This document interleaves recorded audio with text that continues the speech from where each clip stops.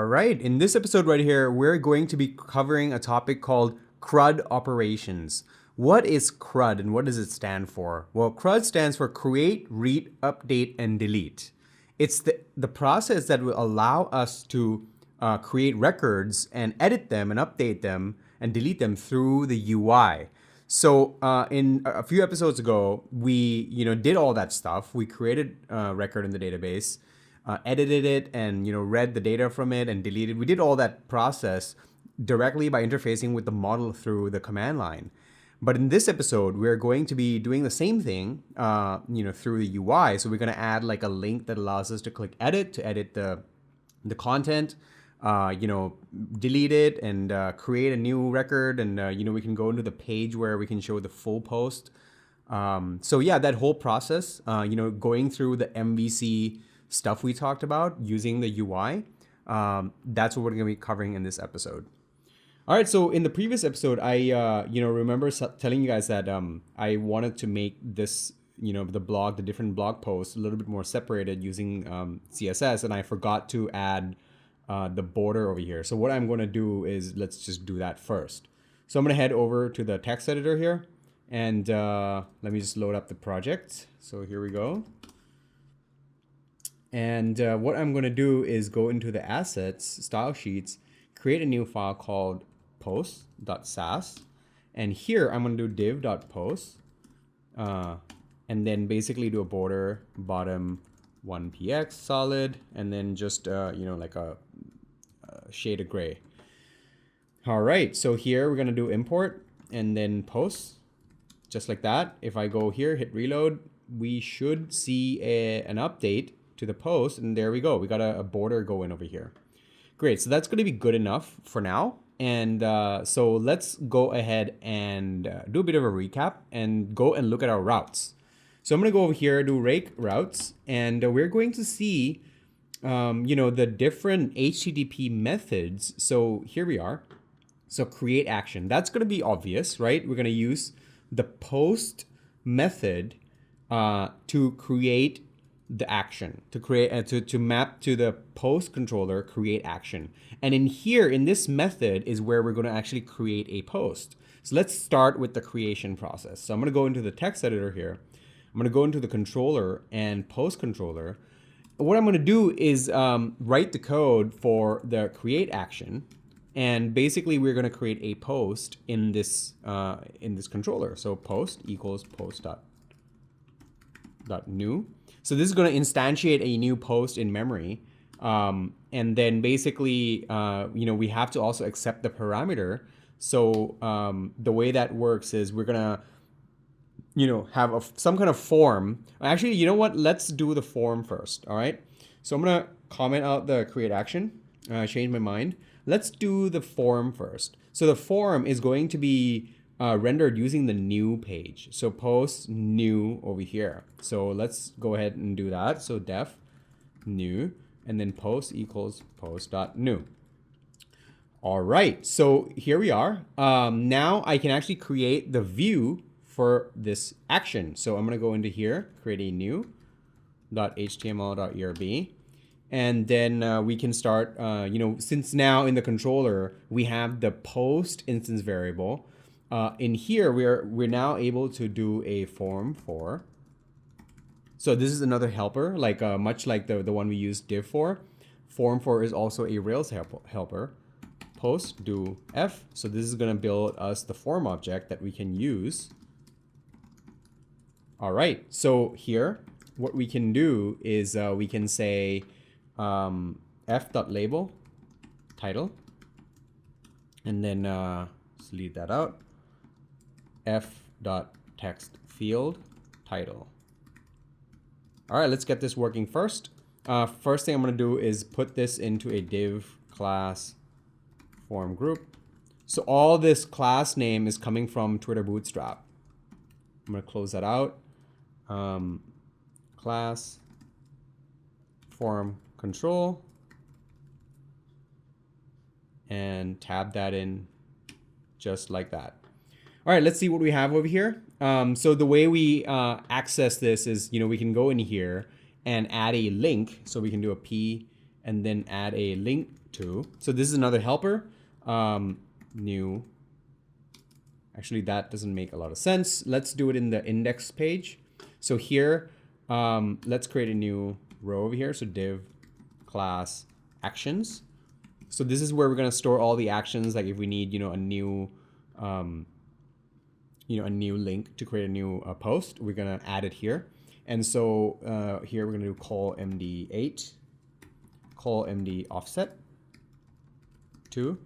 And here we're going to put link to new post path. All right, so how did I get this new post path over here? Well, if you look in the routes, it kind of shows you the name of the helper that you can use over here. And so if you follow this, you will be able to figure out on your own, just by typing rake routes, what the name of the path that's going to be generated using the helper. So this is the helper that's generated because of this resources here as well.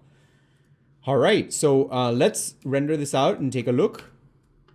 And there we go. We have a new post button. And let's see what happens when we click it.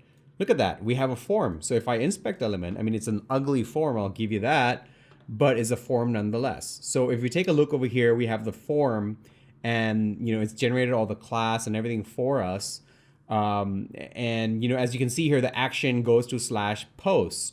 And the interesting part is here, if you check this out, method post, what this form is going to do is do a HTTP post back to our Rails server. The Rails server is going to take the parameters. So as you can see here, the name is all pre-done for us with the form helper. It's going to take this form parameter, and then we have to, it's basically this form is going to submit to the create action, right? So as you can see here, post, this path here using the post verb, HTTP verb, is going to map to the create action in the post controller, right? All right, so let's go to the new page here, and let's do another div class form group. All right, and what we can do is we can also give it a div class call md8, call md offset 2. All right, so that's gonna clean things up for us. F.label, and then the body, right? We need some kind of way to write content into the body. So F text area and body. So for now, we're gonna keep it simple. This, let's go ahead and render and see what happens. All right, so class form control. That's prettier. All right, so that looks okay. It's not too bad. Like probably needs some spacing up there, but we're not gonna focus on making this look, super good right now. We will make it look better, but for now, let's just get this to work. So we have the title and the body, and that looks good. The body, we can have multiple lines. Great, right? So now we just need the save button. So we go over here, div class form group, close that out. And then here we can do f.submit and close it out, hit enter. We're gonna get a create post button, but let's make it bootstrap style. So we're gonna do class btn success. So I'm gonna do save, comma, just like that. There we go. Also gonna do btn block. So all these classes are coming from the bootstrap. All right, so we have a save button. And so what we're going to do now is actually try and submit this form. It's not going to work because we haven't implemented the create action, but we're going to do it anyway so we can see what's going on. And we're going to take a look at the terminal to see what happens when we submit a form. So here we go, another blog post. Yay. Yeah, and some content, right? Now I'm going to hit save, and it's going to error out because, as it says here, we don't have the create action, but we're going to take a look at the terminal here. And what we're going to do is we're going to see what happened, right? So we can see here it tried to do a post action, but there's no action. So let's go ahead and go back here, and we're going to implement the actual create action. Here we go. So I'm going to leave it empty for now. Hit save. And I'm going to do a reload real quick. Hit save. So it's going to say there's no template. It's okay. I just want to show you guys something over here very quickly. So as you can see here, this is what I wanted to show you. So the form will generate this parameter for us. And what it's going to do is, see this hash over here? It's got the key post. And inside, we can see the fields that are going to map to, from the form. It generated this hash for us. And what we have to do is take this parameter and then put it in the post object, right? So what we can do is a post equals post.new, and then we can do something like this, params post, right? That's wrong. I mean, that's what you would think. So basically, in Rails, we have this thing called the strong parameter. And what we have to do is create a private method, post params. And here we have to do a params.require post.permit.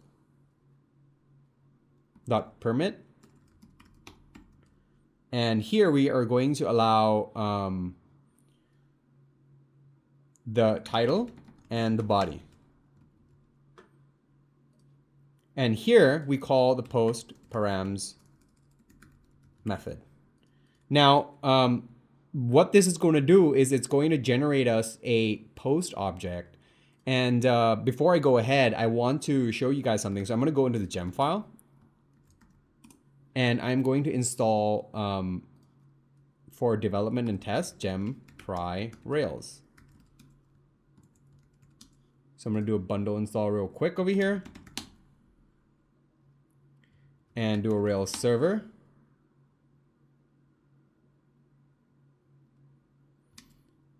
And so what I'm going to do here is in the controller, I'm going to do binding.pry. And go back here. And we're going to resubmit the content. All right, some content, hit save. So what this is going to do, what binding.pry is going to do, it's going to stop our server, and it's going to give us a breakpoint. So we can actually inspect and work with the objects and see it live as it's running. So I can see post. So I can see here the post object, because of the post params method that we wrote, it assigned the title parameter, the one that we submitted from the form to our object. So if I can do post.title, and we get that output from the form, right? That's cool, right? And so here we have the body, and this is the content we submitted from the from the form. And so the next thing we would need to do is just do post.save, like the example we saw in a couple of episodes ago where we talked about models. So in here, all we have to do is if post.save, we are going to redirect. So redirect to post path. So basically, why do we need to do if post.save? Because there are some cases where later on when we get into the topic of validations, where we need, for example, we want to have unique titles, or we want to allow only posts that have certain, the title needs to have a certain amount of characters, doing validation on the objects that we're sending into the database, this might fail. For now, this is going to work because, it's a very simple model. There's no validation of any kind of data. So it's just going to work, but we just going to put the if post.save in there. So later on, we can add things like, okay, all right, if the validation fail, we can render out the form again and let the user correct the problem and then hit save again. So we're going to leave this empty for now. Just render the form again. Just going to leave the comment in there. In this case, it's going to pass every time. And what we're going to do is redirect back to the post path so that we can see the new post that we just created. All right, so let's go ahead and exit from here. And so what we're gonna do now is, we're gonna go back and create a post. So another blog post again. So here we're just gonna type in some content real quick, hit save, and there we go. Look at that, the post has now been created. All right, so this video is getting a little bit long. I hope you guys found that useful. In the next video, we're gonna cover the rest of the CRUD operations. See you guys in the next one.